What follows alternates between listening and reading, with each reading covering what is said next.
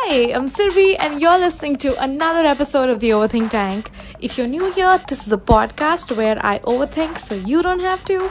Yeah, it's pretty convenient actually. So if you have anything that's been bugging you for a while, but you're just like, do I have time to overthink it? No, you don't. Send them to us. You can write to us at theoverthinktank@gmail.com, which is the name of the podcast at gmail.com, and we shall gladly take over and overthink it for you. Enjoy this episode. You are entering the Overthink Tank. Alright guys, hey! Hey, how you doing, Zoe? It's a hi to you, Zain and Avanti. Hey. I'm now going to make an attempt to say your surnames right. Zain Calcuttawala.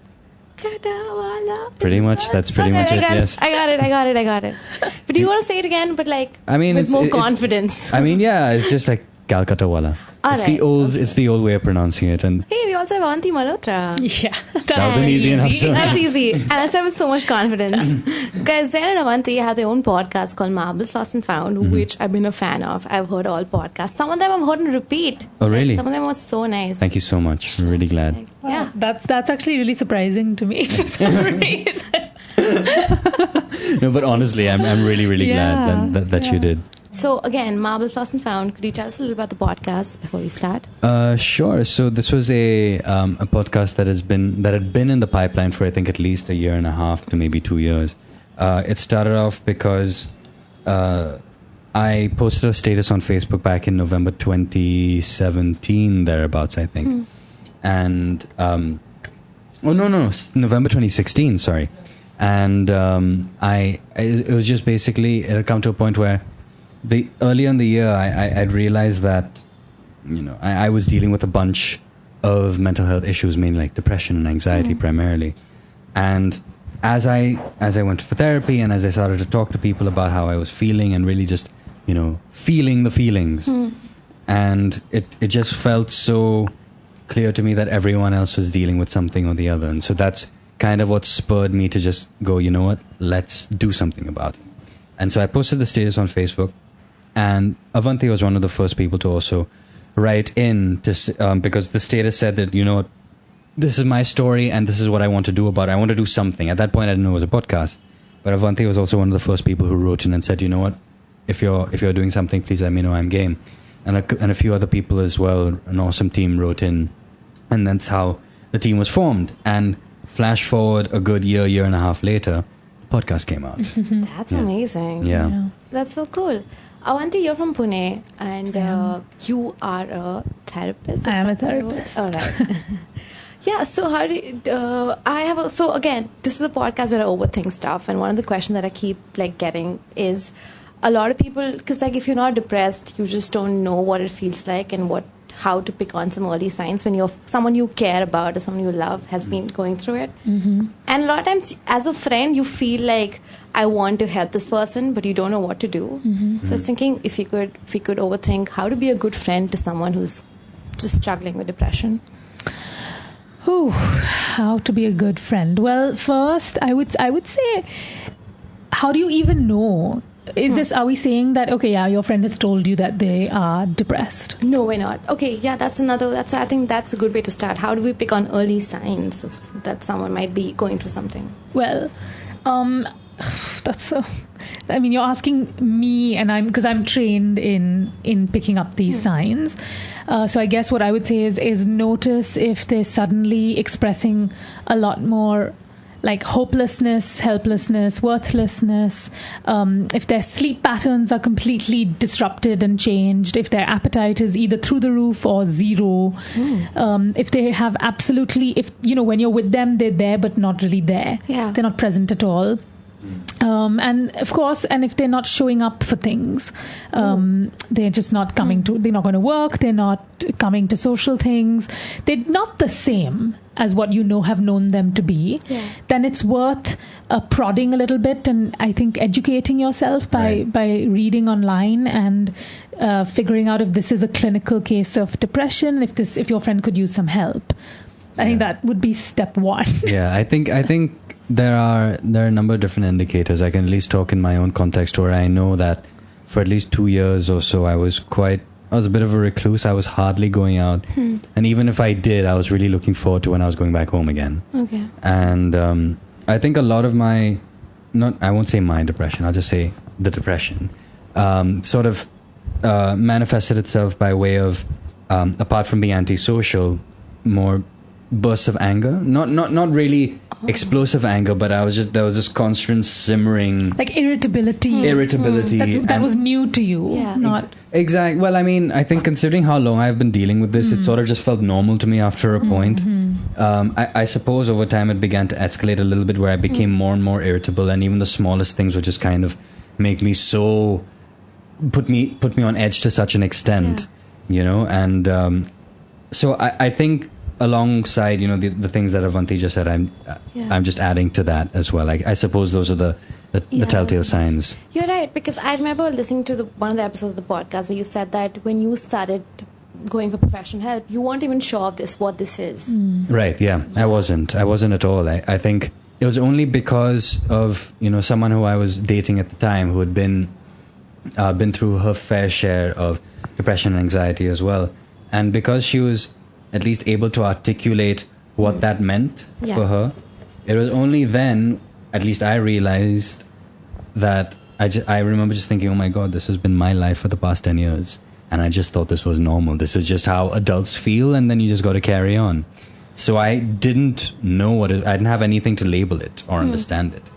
So it was only then that I thought, because it's not as if I felt... But like even in that case, I think what's interesting is that the person you were dating had some knowledge of depression to be able to catch it in you, and that's what we're talking about. So to arm yourself as a friend with the knowledge, and then to notice that, okay, well, the person I love is not the same. is not well at the moment.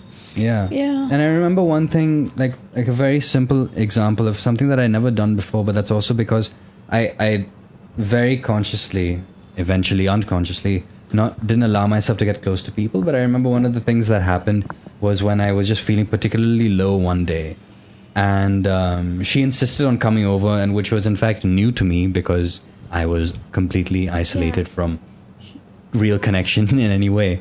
And she was like, what's wrong with you? Of course I'm going to come over and hang out with you. Right. And that's another thing, I think, as a friend, to kind of break the boundaries that your depressed friend might put up. Oh, okay. So when they say that, you know, I'm not, they've been telling, or you can sense that they haven't been feeling great, and then you offer to meet them and they're like, oh no, not right now, or something, for you to push into their lives and break that barrier for yourself and for them, because they're not going to be able to break it for themselves. That is true, because I was reading about how a lot of people feel ashamed about this, so they don't want to put you through this whole cycle. Burden. The burden. Exactly. And even when you do have people that you consider a support system, when you're feeling particularly low, and the reasons for that lowness might be similar patterns from before, and you know, sometimes it comes in waves, right? For a while you're okay, and then you come down, and then you feel this barrage of emotion that you may have felt a couple of months ago, and then you're thinking, man, I've already spent a few months or whatever talking to friends about this exact same thing. I know I have a support system, I know I have people that love me, but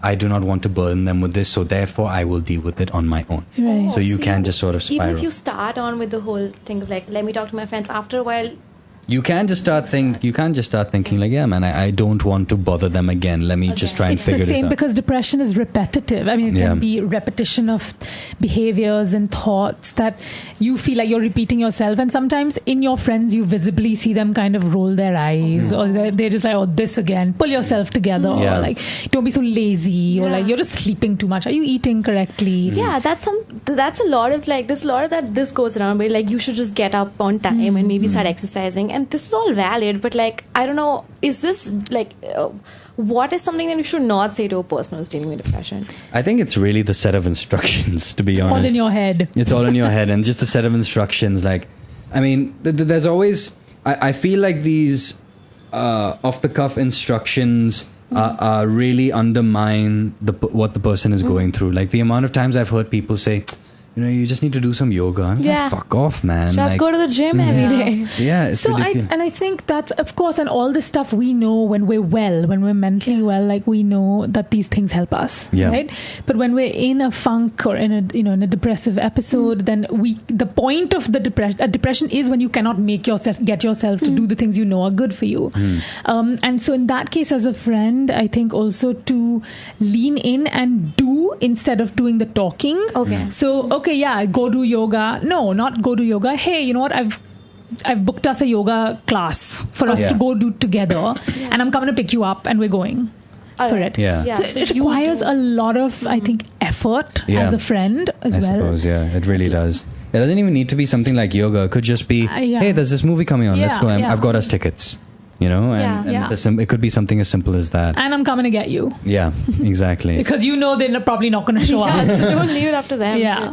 Yeah, that's a good point because a lot of things that they would do generally when they're well, they stop doing that. Even like getting up from your bed and like just removing all the clutter from their Right. rooms. It's Yeah. what they just it's a big task just to get out of your bed. Yeah, absolutely. Yeah.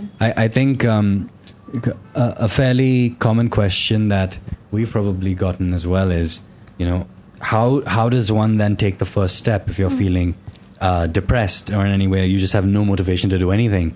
At least I can't give hard and fast rules, but I can only speak for myself when you're in a real low space, you undermine everything that you do or everything that you're capable of doing.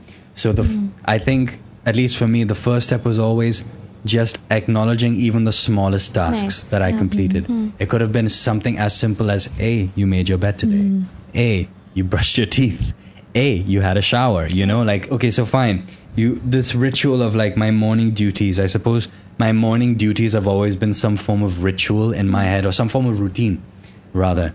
So I wake up in the morning and I haul my ass out of bed. Yeah. All right, if at least anything, let me just make the bed look okay. And then you just kind of go, all right, one basic simple task of the day done. Right, Not and bad. and in the absence of you not being able to pat yourself on the back with that, then to have, because I guess this is about friends, Yeah, right? it's Like about how to friends, be a yeah. friend to someone who's depressed, then to have a friend who reminds you. does that for you. Yeah. Yeah. Who's like, oh, you remember when you used to be able to make your bed? Yeah, you Yeah. can do that today. I'm gonna like applaud you for that little Yeah. task that you do. But yeah, it's I guess as a friend, it does take. It does take a lot of energy and patience. Yeah. If someone's dealing with depression, they're not very engaged as friends to you. So it takes a lot out of you Yeah. to like be around them. And so, what do you have to say about that? That's a hard question, actually. Yeah. You can, I guess, you as a friend, after doing the first few things of educating yourself and trying as much as you can or helping as much as you can, you have to also take care of yourself and give as much as only you can offer, keeping your own mental health in check as well. So if you feel like being or going every day to meet your depressed friend for hours is taking actually not, it's leading to you not being able to perform at work, then reduce the hours or go with someone else as well. Make it a little more manageable for yourself. I would say Yeah, that's because important. I mean, of course, we would like to do our best to take care of people who are important to us, but at the end of the day, if we're putting aside our own well-being for someone else, that's not fair to either person, because eventually there may come a point where you're not feeling great and you start to resent the other person. That's not productive at all. Yeah. So you need to, at least for yourself, put down some boundaries. And it's also quite likely when someone's not in a very good space, you or one or more people might end up being this sort of catharsis for them or escape for them. I don't know, for lack of a choose your adjective, and then there may potentially be this type of dependency that occurs, and that's also not good for either That's also person. not good. Yeah, so it's really a question of, I guess it's just a question of finding that balance, I suppose, between making sure that your friend is okay, but also making sure that you're still able to function within your own life and the stuff that also matters to you apart from your friend. Actually, and I would go further to say that sometimes you can't make sure that your friend is okay. Yeah. Because the way that depression works is that after you have done, so I would say practical things. So when your friend is ready to go to a psychiatrist and get medication, go with them. Just go, show up to the appointment if you're the only one they rely on, and make sure they take their medication. But beyond that, there is not that much more that is it sounds very callous, but it's not what I mean. There's not that much more that you can actually do to make your friend okay. And to you reduce, can't like fix them. The most you can do is follow up. Yes. I think Absolutely. I mean, you can be as supportive as a person, as a friend that you can, but at the end of the day, whether, frankly, it's not even about the depression per se anymore. I would think that it pertains to anything. You can't help someone who doesn't want to help themselves. Themselves. Yeah, let's not say doesn't want to, cannot help themselves.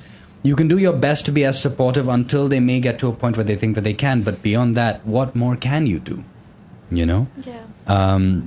And I think the first step for me was the fact that I wanted to get better. How do you convince someone to seek professional help? Like if they're so in the pits of depression, how do you tell them it is time, and how do you convince them to seek help? Well, you educate them. Again, you talk to them about your own experiences. If you have had them, you bring people in who have, friends and family who've had it and then have been helped by someone else. And then you kind of just hope that is the help that they take. I don't know if I have more to add to that, because there's still a lot of stigma around it, and granted, of course, things are gradually changing. I can't really speak for the masses, but at least within even our own social circles, things were very different 4 years ago or 5 years ago compared to now. Talking about going to therapy now just as the equivalent of talking about going to the gym the other day. It's like one of those things now, which I suppose is very good. It's very good. But convincing someone specifically, that I don't know if I have a clear answer for that. It's so nuanced, and a lot of it. I know for any listeners who might be tuning in right now and they may be dealing with something and they may be struggling, might feel a little demotivated by me saying that a lot of it does come from the person themselves. And sometimes when you're really, really low, it's very difficult to do that. But ultimately, I would like to think, because I felt this way, that when I felt really low, as low as I felt, I said, I want to get out of this. I can't live like this. So at that point I said, well, hell, okay, therapy, let's do it. And as a friend, to kind of reassure your friend that there is treatment available. I think sometimes when you're so depressed that you can't see the light at the end of the tunnel, so you need someone to light it for you and kind of show you the way and say that no, this is something that we can manage together. That's true. And also not negating some of the feelings. A lot of times people like, this is okay, maybe. Like even saying that this is passing. And like, this is real. I know what you're feeling is real is so important, because a lot of times it feels like the person's depressed. It's all in their head. Just letting them know that I know what you're feeling and this is real, and just assuring. In fact, actually, let me just add one more thing. I suppose to go a step further is sometimes what you need to do as a friend is just listen. That's it. That's all you need to do. You don't need to fix it. You don't need to help them think about anything in a certain way. And this is actually something that I struggle with, because sometimes I keep on thinking that I need to be able to fix something. But I don't necessarily, and I just need to listen. And something as simple as just, this might sound corny, but holding the other person, that in itself can be so impactful, because I remember times when, like I've talked about how I've sort of estranged myself from real connection. And when I was dating this person, there was once a time when I just wasn't doing too well, and I mentioned, like, she came over and she just hugged me for about 20 minutes, and about 5 minutes into those 20 minutes I just started weeping. And I suppose that was just all I needed that night. There was nothing to fix. It was just a sense of feeling like it's going to be okay. It's going to be okay. And just being around that person. Because a lot of times depressed people try to shut themselves off because they're so ashamed of what they're feeling. So it's probably best to like go up to their house still and still be like, I just want to be around. It doesn't matter how you're feeling. Because a lot of times people like, I'm not at my best when I'm depressed, so I don't. Because they're not chirpy, they're not like excited to meet you. And then they feel like I'm not good company right now, so you don't see me. Right. Yeah. Still probably go up and just be around. Yeah, break that boundary. Yeah. Yeah. Absolutely.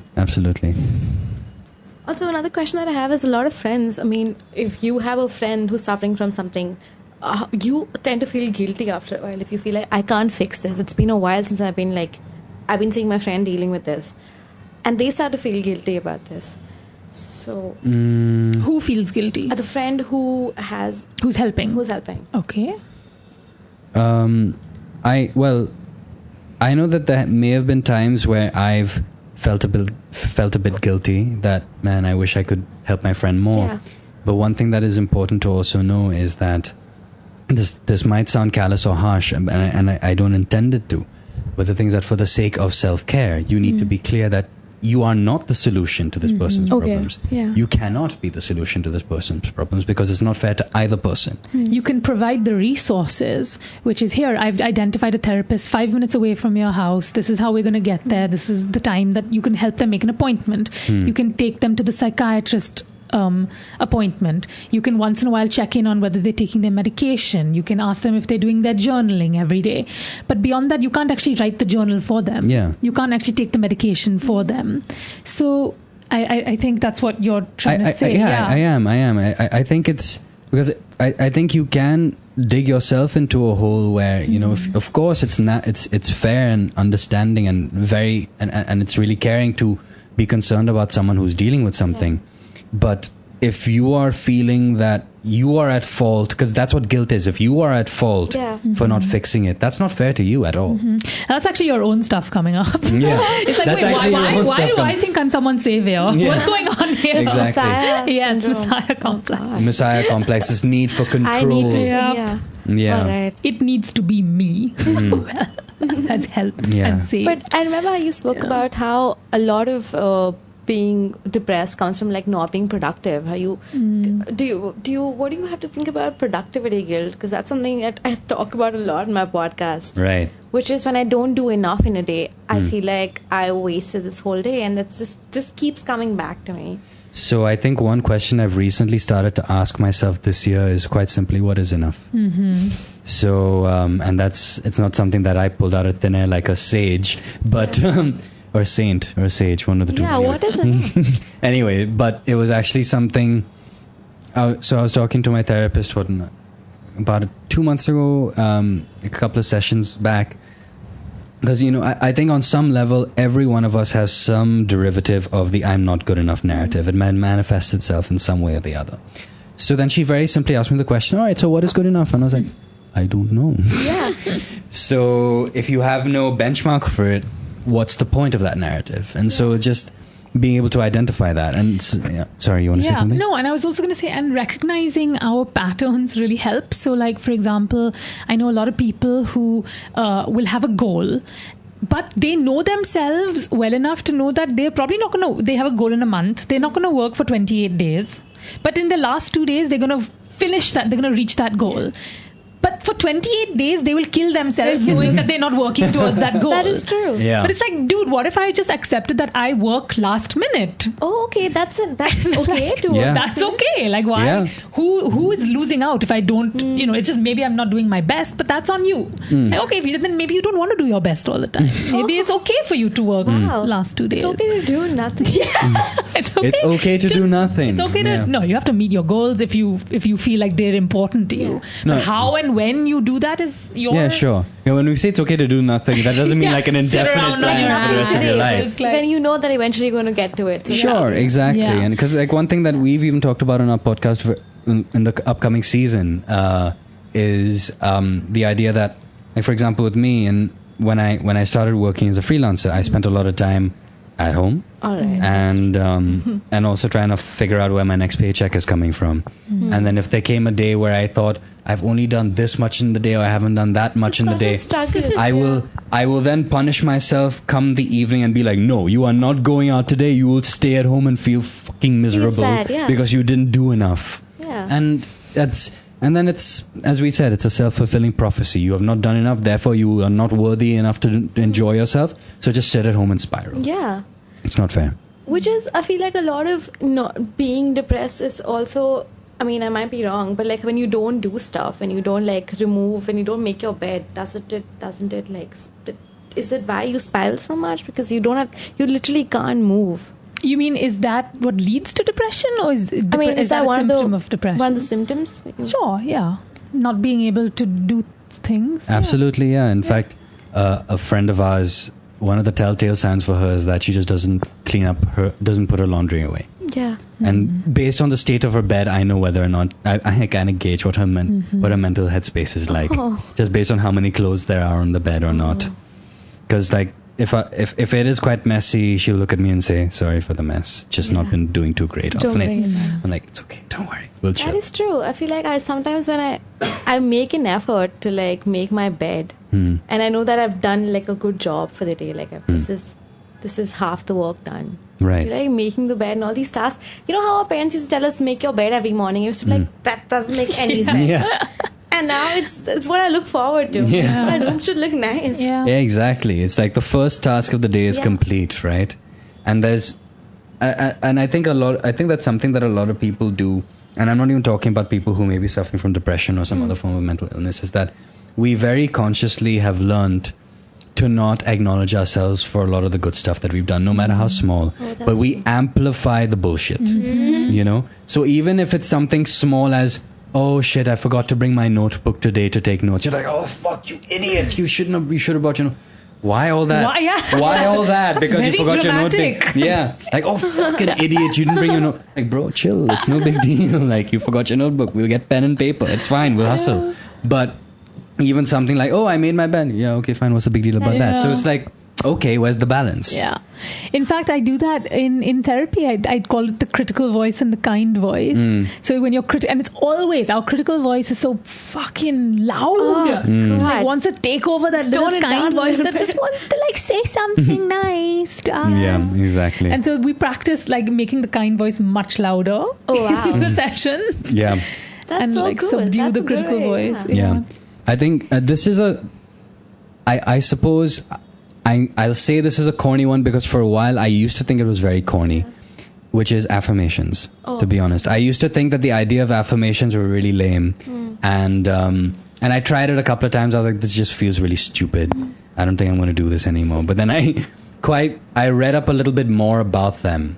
And to be honest now, every night when I go to sleep, just before I go to sleep, and every morning just right after I wake up, I'm doing affirmations in front of the mirror for about 5 to 10 minutes. Right, and so as a friend, to do the affirmations with your depressed friend. Yeah. And be like, you know what, you're going to repeat these things after me. You're going to just do it. Like, you may not believe it, but at some point you'll start believing it. and I think that's the kicker. Like, I think that's what resonated with me about affirmations, which is, you know, I felt whatever I felt about myself, a very low opinion of myself. But I had plenty of people around me telling me all these amazing things about myself to kind of like help me back up. And they were very sincere. And it was very touching when they did. And I really appreciated it. But there was always something in the back of my mind going, yeah, well, sure. Or So you say that what? now. Yeah. But the thing is that now that I'm saying it to myself regularly, constantly, I feel like, let's say this is what my narrative was. It's not gone like a complete 180, but something just kind of gone like that. A little twist. You know? So now I'm starting to believe it. I don't need someone, well, maybe sometimes, but I don't, as much as before, I don't need someone else to tell me that I'm a good person. I'm starting to tell myself that I'm a good person. Oh, that's nice. So that's what it's done for me. Except you're not a good person. Yeah.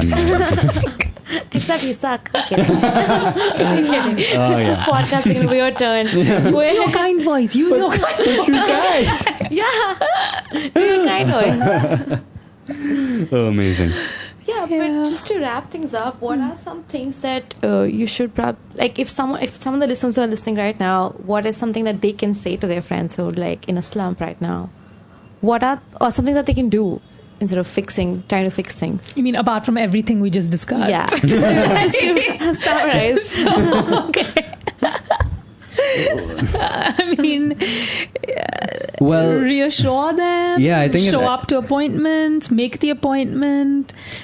Yeah, I don't know what I could say explicitly to someone else, but someone once asked me what I would say to myself, to my younger self, and And the answer to that, to me, without even thinking about it, was don't be so hard on yourself, man. It's okay. It's not as bad as you think it is. And it really wasn't in hindsight. So I think that form of reassurance is actually one of the bigger things. That's very nice. Thank you. And you guys, if you like this episode, please check out Marbles Lost and Found. Zain and Avanti host that podcast. It's really nice and could come in really handy if you... Thank you so much. Thank you. If you have a friend, maybe you could advise that you can ask your friend to listen to one of the episodes. Sure, yeah. They're available. It's available pretty much everywhere now. That's awesome. On the IVM podcast website. It's on Spotify, Apple Podcasts, Google Podcasts, pretty much. Savan, yeah. Anywhere you get your podcast, pretty much. Nice. And where can we reach out to you guys? You can write to us at writetomarbles@gmail.com. So that's write to, meaning T-O, marbles@gmail.com. Awesome. Or Instagram on Facebook. Yeah. Marbles Podcast India on Instagram and Marbles Lost and Found on Facebook. Okay, I'm done with my plug. I will link all of this in the description. Please check them out, guys. They're amazing. Thank you for being here, Zain. Thank you so much, Thank you so much. Bye. Thank you. Bye. Thank you so much for listening to another episode of the Overthink Tank. If you have any questions that you would like me to overthink for you, please send them right in. We are at theoverthinktank@gmail.com. It's the name of the podcast at gmail.com. Yes, and if you like what you hear, please subscribe to us on your favorite podcasting app. You could also review us and just review us. Do it. Do it right now. Yes. I'll see you next Thursday. Bye.